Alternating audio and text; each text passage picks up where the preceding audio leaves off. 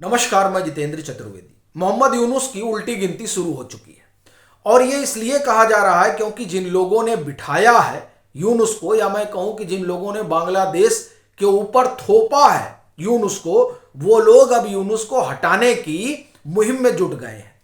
और इसका सबसे बड़ा संकेत जो है वो कतर से मिलता है, जहां पर एक गोपनीय बैठक हुई और उस गोपनीय बैठक में भारत के रिप्रेजेंटेटिव भी मौजूद थे।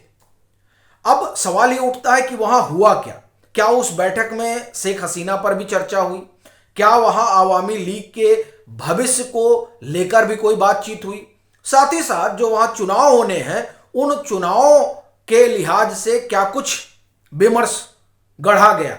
सबसे बड़ी चीज जो है वो ये कि जब भारत के रिप्रेजेंटेटिव मौजूद थे तो जिस तरह से बांग्लादेश कट्टरपंथियों का हब बनता जा रहा है, उस बाबत क्या निर्णय हुआ? ऐसे तमाम सवाल हैं जो कतर की उस गोपनीय बैठक में हुए और जिन पर एक तरह से कहा जाए कि विस्तार से विमर्श हुआ। लेकिन बड़ी चीज यह है कि कतर ही क्यों? भाई, कतर के अलावा कहीं बैठक क्यों नहीं हुई? तो मैंने आपसे शुरुआत में कहा कि जिन लोगों ने बिठाया या जिन लोगों ने थोपा, तो ये यूनुस को थोपने वालों में कतर की भी भूमिका है। अब ये अनायास नहीं कह रहा हूं। क्लिंटन फाउंडेशन, जॉर्ज सोरस और जो बाइडेन फैमिली, इन तीन लोगों का नाम शेख हसीना के सपुत्र ने लिया था कि यही तीन लोग हैं जिन्होंने सरकार को हटाया और यूनुस को बिठाया। अच्छा, यूनुस के ग्रामीण बैंक का पुराना नाता है किससे? हिलरी क्लिंटन फाउंडेशन से, या मैं कहूं क्लिंटन फाउंडेशन से और जॉर्ज सोरस से। ये अमेरिका के डीप स्टेट का हिस्सा है। डोनाल्ड ट्रंप तो मुझे लगता है कि उसमें है भी नहीं कहीं। तो ये डीप स्टेट, इसका पूरा ऑपरेशन जो है, अगर मैं कहूं पश्चिम एशिया का, तो वो कतर से ही चलता है।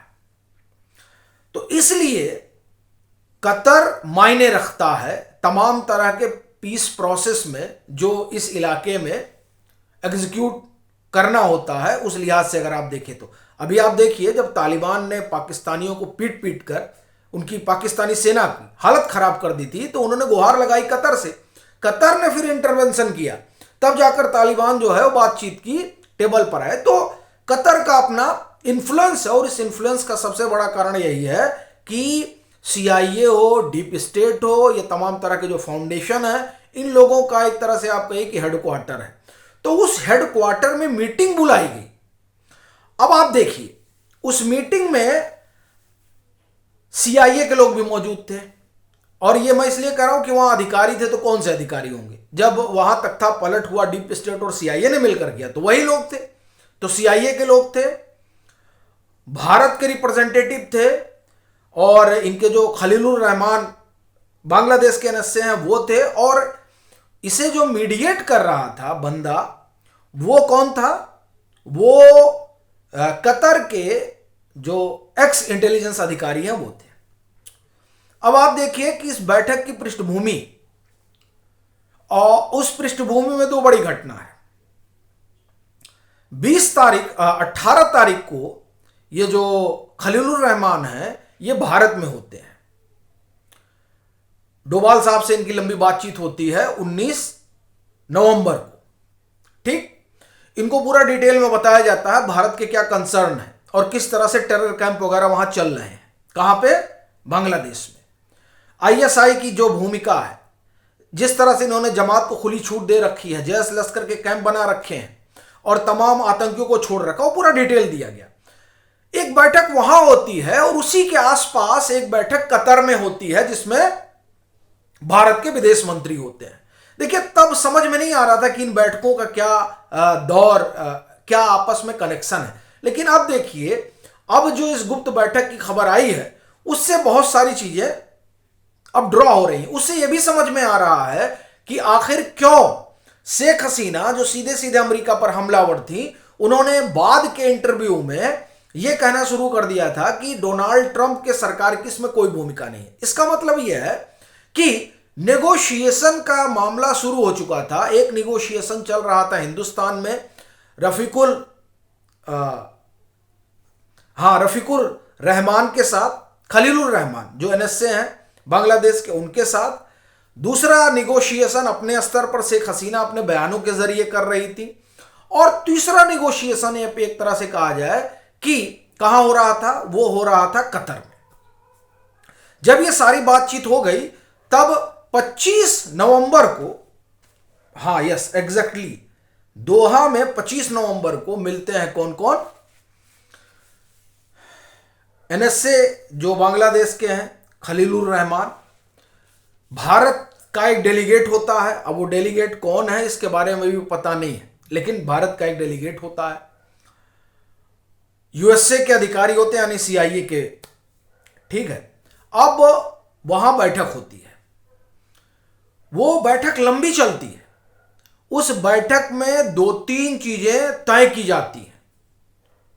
पहली और जो सबसे महत्वपूर्ण चीज यह है कि जो चुनाव की तैयारी चल रही है बांग्लादेश में, वो बिना आवामी लीग के मुमकिन नहीं है। तो आवामी लीग का भविष्य क्या होगा यह तय करना होगा। और दूसरा, शेख हसीना पर जिस तरह से मुकदमे लादे गए हैं और सजा सुना दी गई है, ठीक है, डेथ सेंटेंस, ये कितना जायज है? वो भी तब जब जिसको सुनाया गया वो अपना पक्ष नहीं रखा था। ये तमाम बातें हुई। उसके अलावा भारत का अपना कंसर्न जो सबसे बड़ा है, और आप देखिए ये जो भारत का कंसर्न है, उस कंसर्न में 2-3 चीजें बड़ी महत्वपूर्ण है। पहला, जिस तरह से आईएसआई का वहां पर जो है आप ये कहें कि प्रभाव बढ़ रहा है, फिर जो कट्टरपंथी है उनका प्रभाव बढ़ रहा है, तमाम सारे जो कैंप खोल रखे हैं, तो ये भारत का अपना सिक्योरिटी कंसर्न है। फिर आप भैया डील पे डील किए जा रहे हैं। देखिए, बांग्लादेश एक सॉवरेन कंट्री है, लेकिन भारत भी एक सॉवरेन कंट्री है, और हम अपनी सुरक्षा के लिए तत्पर बैठे हैं। अगर आप हमारी सुरक्षा में कुछ खिलवाड़ करिएगा तो आपको पीट दिया जाएगा। यह उस बैठक की महत्वपूर्ण बात रही। मतलब आप वहां तो ये नहीं कहेंगे ना पीट दिया जाएगा, ठीक है, ये तो हम बोलचाल की भाषा में कर रहे हैं, लेकिन डिप्लोमेसी की भाषा में तो यही है कि साहब आपने ये लगा रखे हैं, अब इसको आप कैसे सुलझाएंगे। फिर बांग्लादेश के भीतर जिस तरह की परिस्थितियां बनी हुई, उन परिस्थितियों से कैसे आप निपटेंगे, वो भी तब जब ये जो यूनुस हैं ये लगातार वहां पर जो कट्टरपंथी धड़ा है उसको पाल पोस रहे हैं। तो ऐसे तो चीजें नहीं चल सकती हैं। और ये ध्यान रखिएगा कि उस बैठक में भारत का रिप्रेजेंटेटिव होगा, इस तरह की कहीं कोई खबर नहीं थी, लेकिन भारत का उस बैठक में होने का मतलब ये हो गया कि भारत नेगोशिएशन की टेबल पर बैठा हुआ है, और वो ये चाहता है कि बांग्लादेश में वही हो जो भारत के हित में हो, जो बांग्लादेश के हित में हो। यानी अगर वहां चुनाव हो रहे हैं तो उस चुनाव में आवामी लीग की भूमिका हो। बिना आवामी लीग की भूमिका के आप कैसे कहेंगे कि बांग्लादेश में डेमोक्रेसी आ गई। और फिर सबसे बड़ी चीज यह है कि यूनुस तो वहां से हटना नहीं चाहते हैं, यह भी एक बड़ा कंसर्न है। अगर वो हटना चाहते तो चुनाव तो 6 महीने में होना था, 1.5 साल हो गया, और अभी भी जो परिस्थितियां हैं उन परिस्थितियों में लगातार चर्चा चल रही है। तमाम सारे जो विश्लेषक वो कह रहे हैं कि यूनुस जो है वो चुनाव कराना ही नहीं चाहते, इसीलिए वो एक ऐसी परिस्थिति पैदा कर रहे हैं जिससे बांग्लादेश में हिंसा भड़के। और ये जो काम है, इस काम में उनकी मदद जो आईएसआई कर रही है। वहां एक ऐसा माहौल बन जाए जिस माहौल में वो ये कह सके कि देखिए साहब अब तो यहां हिंसा चल रही है, हम चुनाव करा नहीं सकते। और दूसरा, ये जो पूरी हिंसा है ये कौन करा रही है? भारत करा रहा है। इस तरीके का आरोप मढ़ सके।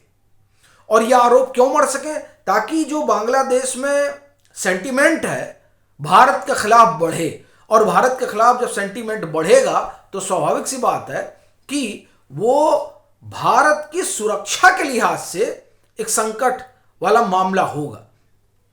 तो वहां पर इसी तरीके का माहौल बनाया जा रहा है। इन तमाम पहलुओं पर उस मीटिंग में चर्चा हुई, और इसलिए वो जो मीटिंग है वो बड़ी महत्वपूर्ण हो जाती है। और उस मीटिंग में देखिए ये वहां रुके हैं कई दिन। अब जैसे इसमें सीधे सीधे कहा गया है, जो पॉइंटर है, the issue discussed including former Bangladesh prime minister Sheikh Hasina and Awami League fair election in country and the tenure of the Mohammad Yunus interim government. The Rakhine question related to the reputation of the Rohingya refugee from Cox's Bazar in Bangladesh to their home. यानी ये जो तमाम मामले हैं. फिर also in the meeting were 2 to 3 Doha based American officials who have been instrumental in the providing direction and guidance to Rahman, who has met them on the 3 previous occasions since being appointed Bangladesh NSA in early April 2025. आगे सुनिए. While the Indian officials returned to Delhi late on November 25 or early November 26, Rahman stayed behind to continue deliberation with the US official who later joined him for dinner and तमाम सारी चीजें. देखिए, कुल कहना यह है कि वो जो मीटिंग हुई है वो मीटिंग बड़ी महत्वपूर्ण है. और इसमें देखिए, इसमें जो पूरी बात मैं आपको बताता हूं. इसमें NSA on not only national and regional security matters but also sensitive domestic political issue including the rise of the Islamist fundamentalist and group that the New Delhi has found being active on the India Bangladesh border. यानी पूरा detail में वहां जो हमने अभी आपको बताया वो हमने आपको उसका हिंदी तर्जुमा बताया था, अंग्रेजी तर्जुमा भी बता दिया. यानी डिटेल में बात हुई है. और इस बात का मतलब ये हो गया कि जो वहां यूनुस की सरकार है उसके एग्जिट के लिए अब भारत ने अपना पैर रख दिया है और कह दिया है कि भैया अब इनको बाहर करो. बाकी आपकी अपनी क्या राय है जरूर साझा करिएगा.